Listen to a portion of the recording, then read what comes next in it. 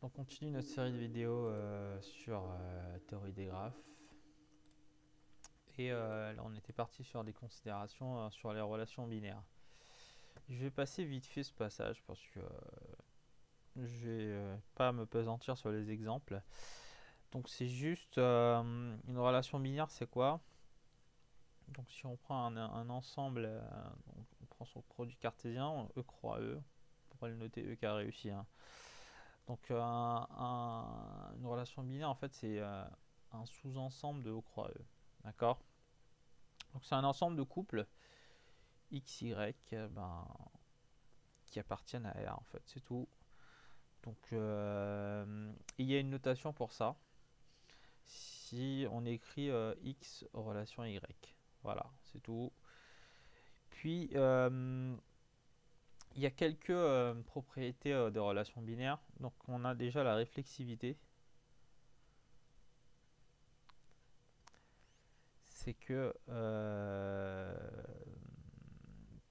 tout élément, voilà, pour tout élément x, x est en relation avec x. Donc c'est à dire que x appartient à E croix E. D'accord? Donc symétrie. Je reviendrai sur la relation binaire en plus en maths. Donc ça veut dire que donc, si je prends deux éléments de E, si x est en relation avec y, alors ça implique que y est en relation avec x.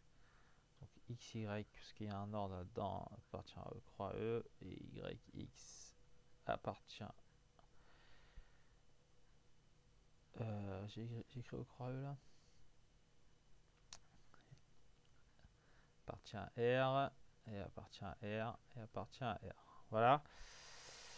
Alors, l'antisymétrie qui est.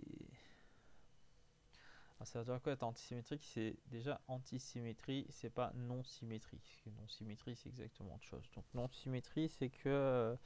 Donc, l'antisymétrie, ça veut dire que si on prend deux éléments de E, et si X est en relation avec Y, et Y est en relation avec X, donc ça implique que X égale Y. Pas de relation de symétrie. Et enfin, ça qui est plus naturel, la transitivité. Donc en fait, si on a pareil x, y, z des éléments de E pour tout élément, si x est en relation avec y et y est en relation avec z, ça implique que x est en relation avec z, tout simplement. Maintenant, définition. Qu'est-ce qu'une relation d'ordre partiel?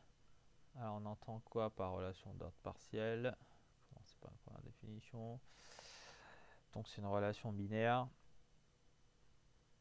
Donc voilà un sous-ensemble de croix E qui est 1. Réflexive, antisymétrique et transitive. Voilà, si elle a ces trois propriétés, alors c'est une relation d'ordre partiel. Et là, comme je. Oui, donc, je donne une définition. Qu'est-ce qu'une relation d'équivalence? Très importante, parce que c'est à partir de là qu'on pourrait construire des ensembles quotients en maths, par exemple. Donc, c'est une relation binaire, pareil. Hein. Une relation binaire, c'est un sous-ensemble de croix E qui est réflexive. Donc, comme la relation d'ordre partiel, elle est réflexive. Elle est transitive aussi, comme la relation d'ordre partiel.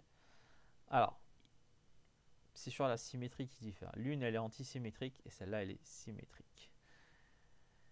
Et la relation d'égalité, donc c'est la relation d'équivalence que l'on connaît. Parce qu'on a bien pour tout A égale A, pardon, si A égale B, donc ça implique bien que B égale A.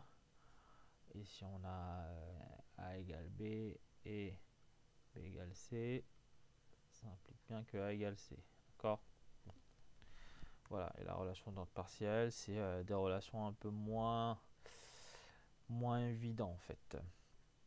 Donc sachez que si on a un ensemble E, ben, une relation d'équivalence, ça permettrait de le partager en fait, mais d'une façon très précise, hein, la partition de E.